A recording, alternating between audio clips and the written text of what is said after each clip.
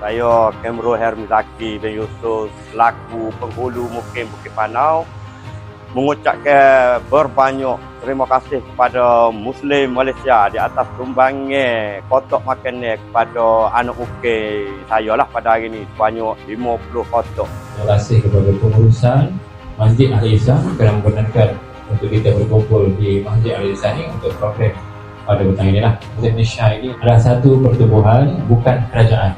Anggota infak ini 100% adalah derma dan sumbangan daripada seluruh rakyat Malaysia lah.